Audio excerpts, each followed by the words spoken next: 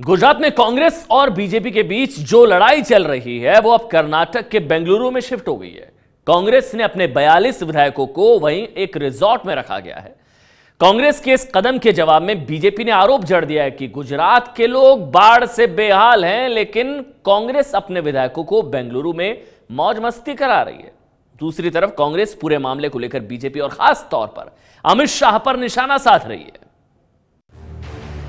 बेंगलुरु के जिस रिजॉर्ट में कांग्रेस ने अपने 42 विधायकों को रखा है, वहां की तस्वीर सामने आई तो गुजरात की बाढ़ और बारिश राज्यसभा चुनाव के बहाने नए सिरे से सुर्खियों में छा गई।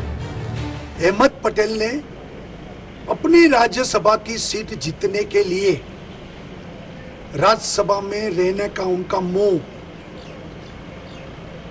अपने 40 विधायक जो उन्होंने बेंगलुरु में भेज दिए, 5 स्टार होटल में रखे हैं। और यहाँ गुजरात में बाढ़ की स्थिति, बाढ़ग्रस्त इलाका के भी एमएलए उनको वहाँ काम में से निकाल कर वहाँ बिठा दिया और पूरी गुजरात की जनता से उनको विमुख कर दिया।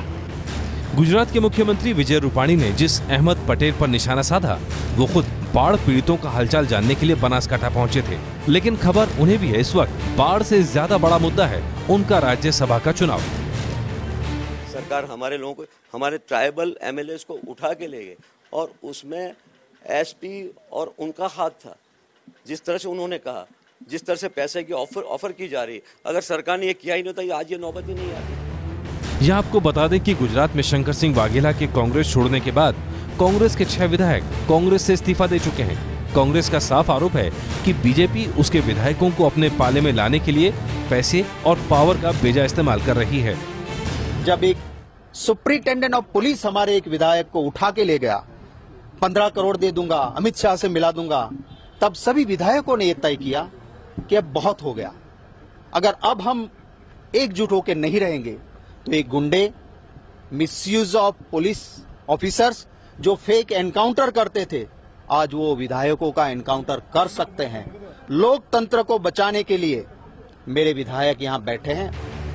गुजरात कांग्रेस ने अपना पक्ष मजबूत करने के लिए रिजॉर्ट में रखे अपने विधायकों को मीडिया के सामने पेश किया और उन्होंने भी वही कहा जो कांग्रेस का शीर्ष नेतृत्व पहले से कह रहा है।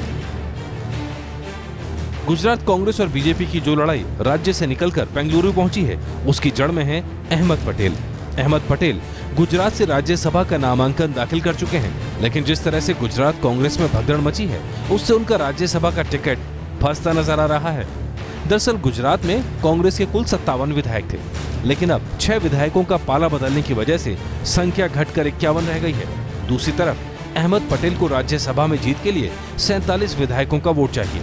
इस आंकड़े के हिसाब से अभी अहमद पटेल की जीत में दिक्कत नहीं दिख रही। 44+4 બે એનસીપી ના છે, એક જનતા દળ યુનો છે અને એક બીજા ધારાસભ્ય આપ જાણો છો એનું નામ મારે નામ નથી લેવું। આ 4 સભ્યોના વોટ કોંગ્રેસને મળવાના છે। कांग्रेस का दावा अपनी जगह, लेकिन हकीकत यही है कि शंकर सिंह वाघेला के कांग्रेस छोड़ने के बाद पार्टी की हालत पतली है। उसके 6 विधायक कांग्रेस छोड़ चुके हैं और खबर मिल रही है कि कुछ और विधायक अपना इस्तीफा जेब में रखकर घूम रहे हैं।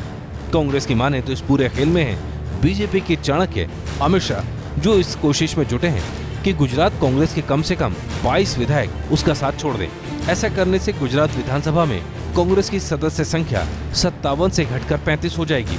साथ ही कांग्रेस के 22 विधायकों के इस्तीफे से विधानसभा की सदस्य संख्या 182 से घटकर 160 हो जाएगी। इस नए समीकरण का राज्यसभा चुनाव पर असर ये होगा कि राज्यसभा में एक सीट की जीत के लिए 40 विधायकों के वोट की जरूरत होगी।